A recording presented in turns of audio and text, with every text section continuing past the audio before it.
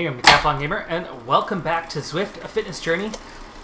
Today I'm going to be riding around Innsbruck, but while I do so, I'm super excited to get this one started.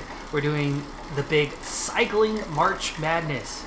So, for Cycling March Madness, it's related to the actual March Madness, which is a college basketball tournament. There's a men's and women's edition of it. And in the United States, college sports are often as popular and sometimes even more popular than pro sports are. And one of the biggest things that happens each and every year is a college basketball tournament that features 68 teams going head-to-head in a single elimination competition to determine the national champion for that year. We're going to go ahead and convert that into a cycling tournament, comparing the greatest riders, races, and events of cycling's past. I'm going to go ahead and put my head down and ride for a while, and meanwhile I'm going to use a voiceover to go through the breakdown of the tournament. We're also going to get the first round, or at least the pre-qualifiers, out of the way today. 68 going down to 64. This is going to take place over the next 6 episodes. Really excited for this one. Let's get to it. The prestigious college basketball tournament has been going on for the better part of a century. The first edition, way back in 1939, was actually won by my alma mater, the University of Oregon. The format of the tournament is quite simple. You lose, you're out. Single elimination tournament. Now, until 10 years ago, the numbers were actually quite easy. You had 64 teams, so 64 play each other, and that breaks down to 32 winners. 32 breaks down to 16, 16 down to 8, 8 down to 4, 4 down to 2, and then the 2 play for the championship. 10 years ago, there was a slight problem with that had been around for a little while. That problem being some of the teams that get invited to the tournament aren't necessarily the 64 best teams. In fact, quite a few of the teams aren't necessarily the 64 best. They're their best in their own rights. In comparison to how cycling would work in that matter, this would be as if you had all the World Tour teams. But then you have Continental Pro, and then you have Continental. Well, in Continental, if you were to say August 1st, take the highest ranked teams in Continental and the highest ranked teams in Continental Pro, maybe more from Continental Pro than from Continental, but if you took all of those highest ranked teams and added them to a tournament then against the World Tour, well, that is what essentially happens in this tournament. You get all these automatic bids from smaller conferences, smaller divisions, where the winners of those tournaments and or conferences get automatic bids to join this prestigious tournament. Some of those teams end up filling spots. Teams that are significantly better than them, that play in the best conferences, don't end up qualifying for, because their win-loss record during the season wasn't that amazing, even though they played a much tougher schedule than those other teams.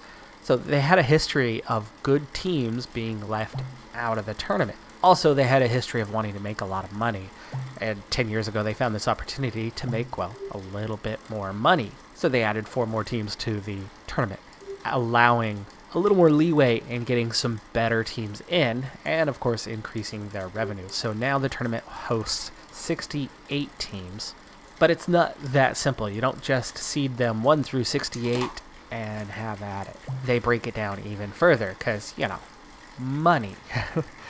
If you took the United States and had a single city host the tournament, there would be a problem with that. The problem being that the United States is rather large geographically. And if you brought 68 teams from all over the country and put them in that single city, we'd have logistics nightmares, because how are you going to house 68 teams over the course of weeks? And then all the fans who want to come out and support these teams. Also, by playing in a single city, you'd have some teams that geographically are close to home, and majority of teams that are far away from home. So you're giving advantage to those closer to home teams, because the fan base, well, honestly, the closer you are, the easier it is to come and attend. They divide the tournament up into 4 different regions where the early rounds of the tournament are played, and that allows people to have a more geographic advantage in traveling and witnessing the tour. So it's good for dividing the teams up where you don't have too many teams in one place at one time, so less hotel accommodations have to be made. More fans are able to come out and see, and they just generally make a lot more money. Also, teams can play a little closer to home, sometimes, not always, and that adds a plethora of opportunity to bring their regional fans to the games and support them during the tournament. Now, the reason why I bring up the regional part of this is what they end up doing is they take each region, and instead of seeding everything 1 through 68, they seed each region. Technically, each region is seeded 1 through 16. But remember, we added 4 teams to the tournament 10 years ago?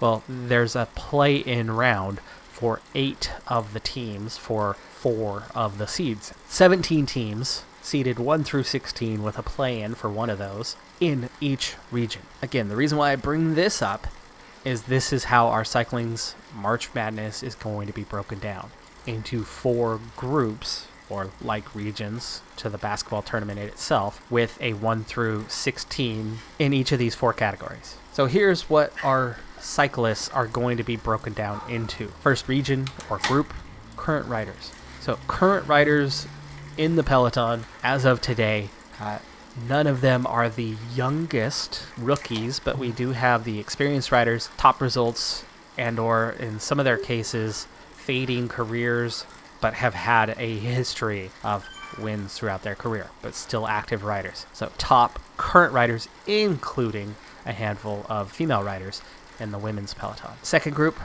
the all-time greats.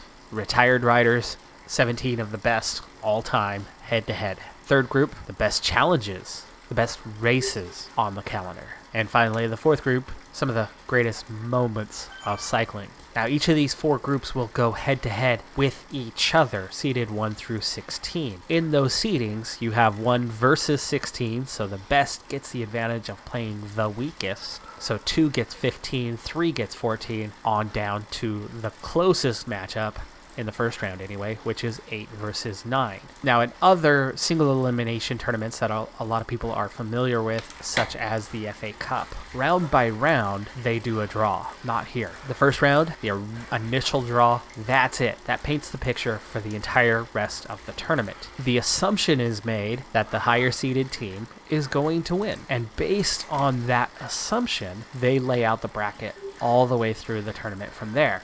So, assuming 1 versus 16, your 1 seed is going to win and move on, well, that 1 seed should always have the advantage. So they continually have that advantage as you go through, assuming that the 8 favorites of those 16 seeds will always win. That means the lowest seed remaining after the first round would be 8. Or at least the winner of 8 versus 9. So that means 1 versus 8 makes up the second round, 2 versus 7, and so on. From there, 8 breaks down to 4. So again, 1v4 and then 2v3. Eventually you get a regional winner. So those 4 regional winners then face off in what is known as the Final 4, predetermined matchups of this region's winner versus that region's winner in the semifinals, and then ultimately those 2 winners from the 2 semifinals will face off in the championship. So following that format, the current riders will face off head-to-head till a single rider emerges victorious. The all-times will face off head-to-head until a single rider comes out victorious. The best races and the best moments, all head-to-head. That'll eventually bring us down to a Final 4, which will then go. Now that becomes very subjective at that point, as it's much easier to compare a current era set of riders head-to-head, and even all-time. If you take eras with a grain of salt, you can still compare them, as you can compare races, as you can compare moments. Once you start comparing those things to one another, well, it gets a little muddied. And ultimately, what this is going to come down to is my opinion. I'm making the determination.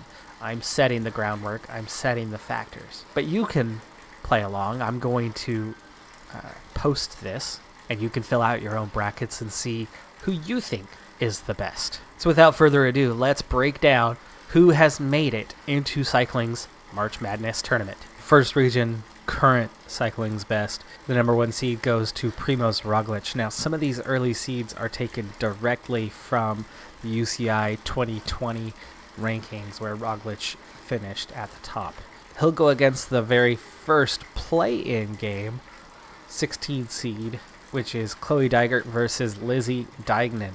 That will be played out today. The 8-9 matchup brings Egan Bernal against Richard Carapaz. 5-12 is Chris Froome, who has fallen off in the rankings, especially after being injured last season, against 12 seed Mariana Vos.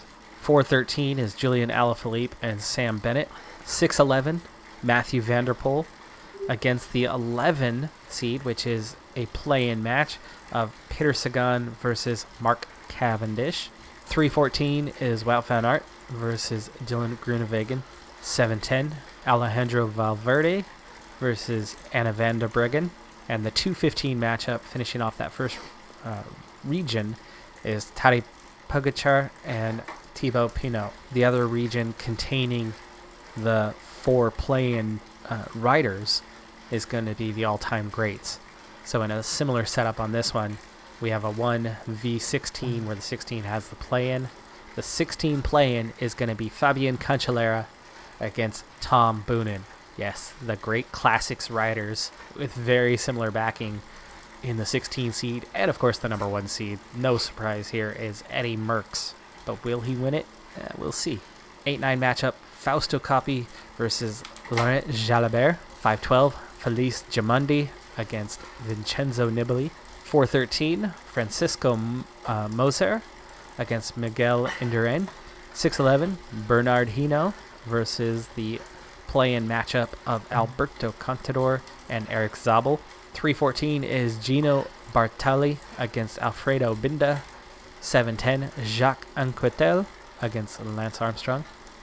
And 2-15 is Sean Kelly versus Greg LeMond. Now, in those rankings, they were pulled from their all-time UCI rankings. So their all-time points that they have gathered through their history. Of course, Lance Armstrong lost a lot of points, but we'll come back into why he lost those points later on, where others might not necessarily have lost points.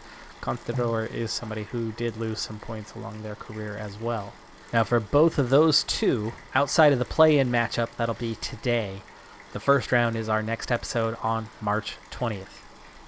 But in the first round, on the other end of the bracket, the other 2 regions, that's going to be played out in the following episode, which is March 23rd. First round matchups there. First region is the greatest races.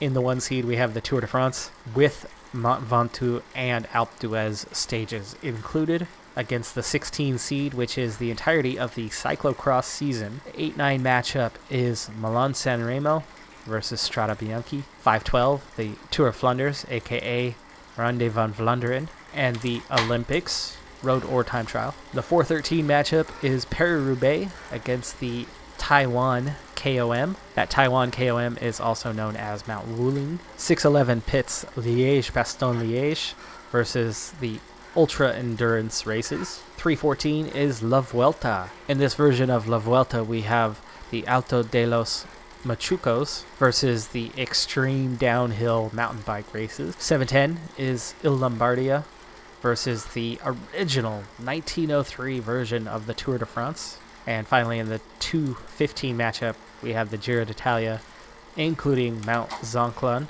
and the female version, the Giro Rosa. In the 4th region, we take on the great moments of cycling. We begin with the 1 seed, the 2018 Giro Stage 19 victory by Chris Froome against the number 16 seed 2012 Presidential Tour of Turkey surprise victory by Kaisa. In the 8-9 matchup, the 2017 Tour of Flanders victory by Philippe Gilbert against the 2003 Tour de France Stage 9 Lance Armstrong acrobatic save. In the 5-12 matchup, we have the 2020 Tour de France Stage 20 individual time trial and the 1931 Tour de France stage victory of the second stage by Max Bula. The 4-13 matchup is the 2020 World Championship dominating victory of Anna van der Breggen against the 1913 Tour de France magic of Eugene Christophe. In the 6:11 matchup, we have the 2001 Tour de France Stage 10 Alpe d'Huez showdown between Lance Armstrong and Jan Ullrich, going up against the 2012 Paris-Roubaix victory of Tom Boonen. 3:14 matchup takes the 2019 Amstel Gold Van der Poel surprise victory against the 1950 Tour de France Stage 13 in the legend of Abdelkader Zaf. In the 7:10 matchup, we have the 2019 World Championship victory of Chloe Dagger versus the 2002 Tour Down Under Michael Rogers second place stage finish and overall race victory. And finally, in the 2:15 matchup, we have the 1987 Tour de France comeback victory of Stephen Roche versus the 2016 Tour de France Stage 12 craziness of Chris Froome running up Mont Ventoux. And finally, the honorable mentions, the first four that missed the cut. The most recent that would have made the list, the 2021 Mathieu van der Poel Strade Bianche masterpiece victory. Fabian Cancellara in 2010, his Paris-Roubaix solo victory. Danny Van Poppel's crash save, where he came in tight to a corner, too hot, so hard on the brakes that his rear wheel lifted up into the air, and he rode on the front wheel. And then as he came crashing down from that, still much too high of a pace, losing the rear end after it bounced on the tarmac, he somehow keeps it upright and continues racing on towards the finish. And then finally, as one of the best challenges that got left off, that regular competitive pursuit of the hour record. Let's now move into that play-in round. We have 4 matchups today. Let's get on with it. In our first play-in matchup, 16 versus 16, we have Chloe Dagger versus Lizzie Diegnan. And in this matchup, we have youth versus experience. Chloe Dagger, up-and-coming, fantastic youth talent, already has a number of results. But then you have the experience of Lizzie Diegnan, 8 years the senior compared to Dagger, has been in the pro peloton for well over a decade, has a world championship in 2015, a large number of classic victories and sprint victories to her name, with 41 career victories, 32 classics, number 1 ranking in 2016, a number 2 ranking in 2015, and number 4 ranking in 2020. Lizzie Diegnan is a force to be reckoned with. That easily beats out what anything Chloe Dagger has been able to do on the road in her young career. She spent her first 4 years at the Continental Pro level in the United States, and only this season has gone to Canyon Tram and gone to the World Tour. That being said, she's actually got a pretty impressive resume. A huge 2019 World Championship victory in the individual time trial, winning by a minute and a half. She won also in 2019 the GC for the Colorado Classic and the Joe Martin stage race, though that doesn't quite add up to what Diegnan has done. In 2019, despite being a Continental Pro, she still managed to go 14th in the world ranking. But obviously that is a bit behind where Diegnan was. Where do you give the edge? Where would Dagger compete head-to-head with Diegnan? Well, that comes down to the addition of track cycling. And when we add in track cycling, Dagger may have the edge. As a youth, in 2015, she swept the Junior World Championships. As a pro, as an adult in 2016, again, crushing the World Championships, also getting the team pursuit at the Olympics all the way to second place already, still as just a teenager. Then the domination really began. 2017, World Championships, individual and team pursuits, leading the way. 2018, World Championships again. 2019, 2020, yeah, you guessed it. She has absolutely dominated the track at the world level ever since, and still just 24 years of age. So the most dominating performance on track, coupled with an emerging, strong road talent. Though Diegnan has had her successes, has had her victories, it's taken her well over a decade to piece together a strong resume. Dagger has done a similar strong resume, including that track, in far less years. So not only is she up and coming, she's already amassed a resume similar, at least on par, if not better than what Diegnan has done. So I give the first victory to Chloe Dagger. She will move on to the next round.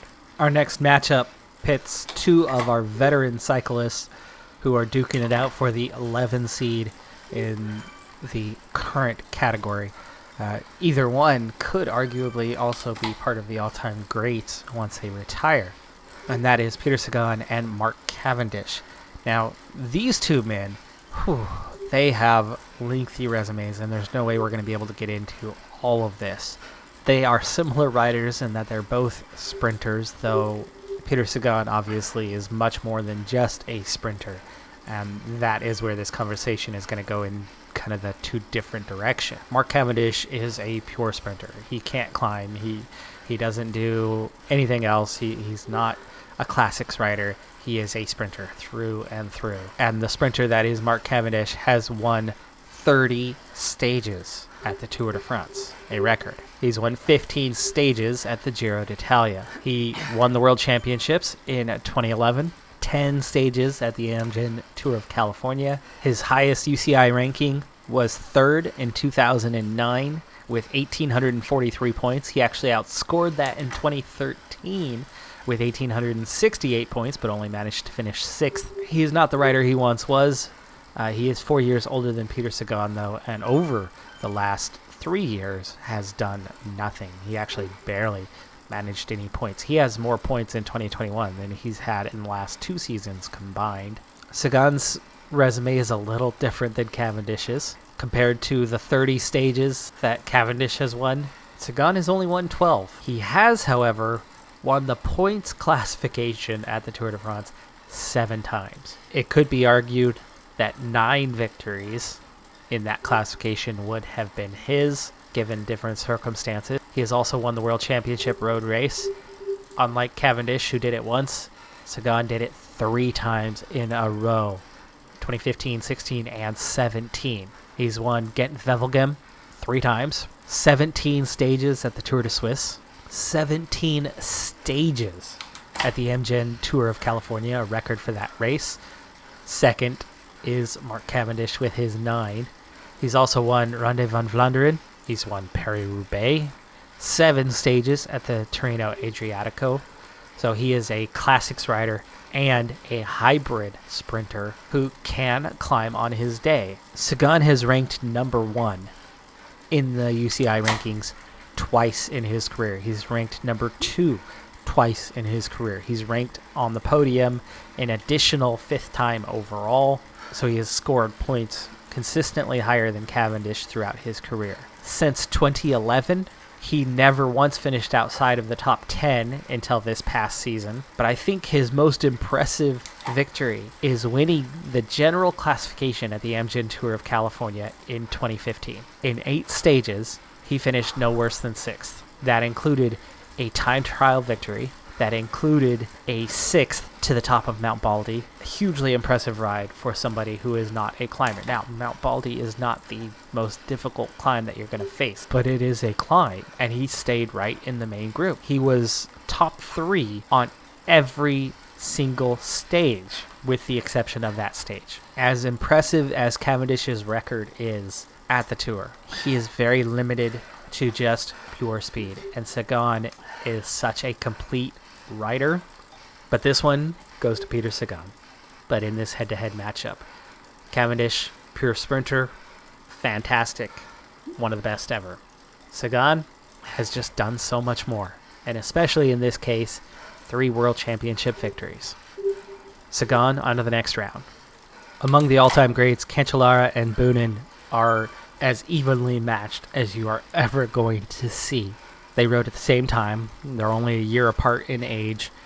Each was a classics rider with that same specialty that went head-to-head again and again, and were out on course with one another again and again, and alternating between who was the better consistently throughout their career.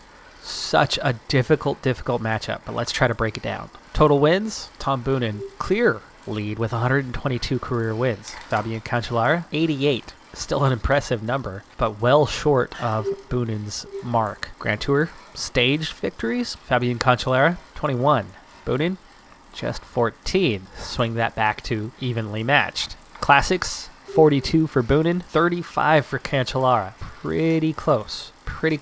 But the monuments, Classics riders, that's the one that matters the most. Each of them have 7. For Cancellara, it's 3 Ronde van Vlaanderen's, 3 Paris-Roubaix, and a Milan-San Remo. For Tom Boonen, it's 4 Paris-Roubaix and 3 Ronde van Vlaanderen's. In addition, not a monument, but less prestigious, but still a very prestigious one. He also won 3 Ghent-Wevelgems. They've both won world championships. For Tom Boonen, the road race in 2005. For Cancellara, the individual time trial in 2006, 2007, 2009, and 2010. Definitely edged Cancellara on that one. Also, 2-time Olympic champion in the time trial in 2008 and 2016. The best season of Cancellara's career, 2008, saw him score 1,845 UCI points.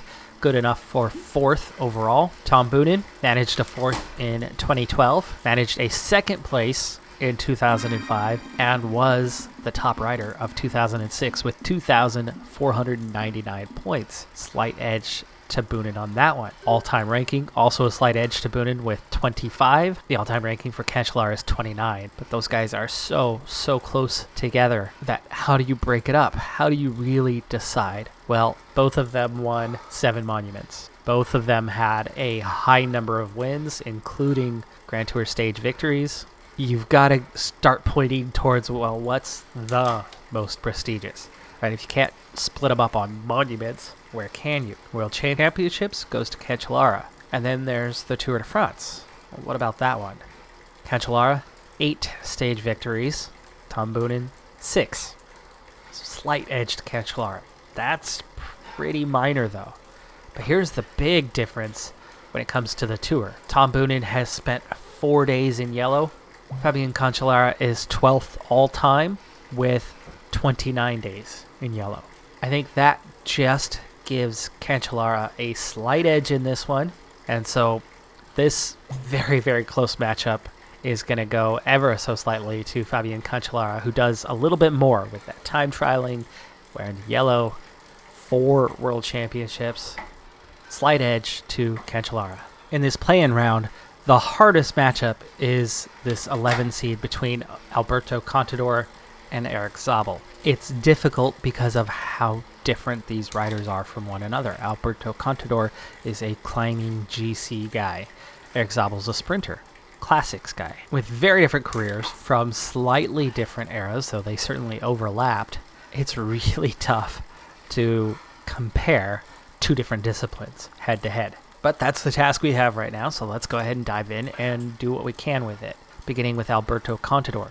Contador, 3-time winner of the Vuelta a España, 2-time Tour de France winner, 2-time Giro d'Italia winner, twice winning Paris-Nice, 6 stages of the Vuelta a España. He won the Tirreno Adriatico in 2014, and just 3 stages of the Tour de France in the 2 years that he claimed victory in 2007 and 2009. GC through and through, but a lot of Grand Tour victories. That's 7 Grand Tour victories. That is up there among the best. That is up there against higher seeds than what he has in this competition. Eric Zobel, Milano-San Remo, 4-time victor, 12 stages of the Tour de France from 95 to 2002, 3 Paris Tours, 8 stages of La Vuelta, 6 green jerseys at the Tour de France, 2nd all-time, 8 stages of the Tour de Suisse, 7 Tirreno Adriatico stages, and Bayern-Rundfahrt, 18 stage victories for the German,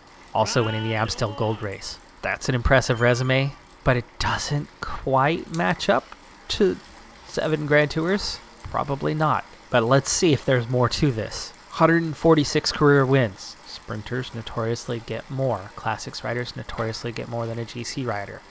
80 for Contador? It's a little more than half. How does that compare? Hard to say.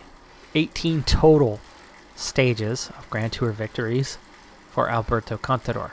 Eric Zobel, 25. 25 stage victories. 46 classics, where just 8 for Contador. Even though you're comparing apples to oranges. And again, this has got to be subjective because the weight of Grand Tour victories for a GC, like I said, should outweigh that of a sprinter or classics rider. But is that enough to pull them level? Well, I don't know. That's iffy. What about points? Points do weigh all those things head to head against one another. Sprint stages aren't worth what you get for winning climbing stages, for winning Grand Tours. So what about when we bring the points into it? Eric Zobel, 4 times in 5 years, from 2000 to 2004. 4 out of 5 years. He was the champion. He was the number 1 ranked rider with 2,200 to 2,300 points in each of those seasons. The 5th season, 2003, at 2,025, he was still second place. He also had a couple other podium years, and then later in his career, as he slowed down a bit, 2006, still managed a top 5. Contador got on the podium a few times, but not once in his entire career was Alberto Contador the number 1 ranked rider. Not once. All time, Zobel, 17th. Contador, 27th. As close as this is, and I think most would probably go with Contador, I'm going to go with Zobel on this one. Alright folks, well, we're coming up on the end. Finish line's just in front of me. This was exhausting. It was a beautiful race to watch though. World Championships, Mads Pedersen taking the win on this one. Anyway, I hope you enjoyed the first episode, laying out the format, laying out the field, and getting through those first preliminary competitions. 4 eliminated, 64 still left in the competition. Only 1 will stand. I really appreciate you tuning in, and check out the next episode on Saturday morning where we get through part 1 of the first round, and then Tuesday morning next week where we get through part 2 of the first round, so the other 2 regions will play it out, and then we will have part 2 on round 2, that is, next Thursday, and then that Saturday we'll play out the 3rd round, and then finally Tuesday following we'll wrap this thing up with the final rounds from the Elite 8 on down to the championship itself. Here's the finish line. I'm really happy to get there. I'm well down the order. I'm still just getting going on my Zwift journey, but if you liked what you saw, be sure to hit that like button, and I'll see you next time. Have a good one. Be safe out there, and bye for now.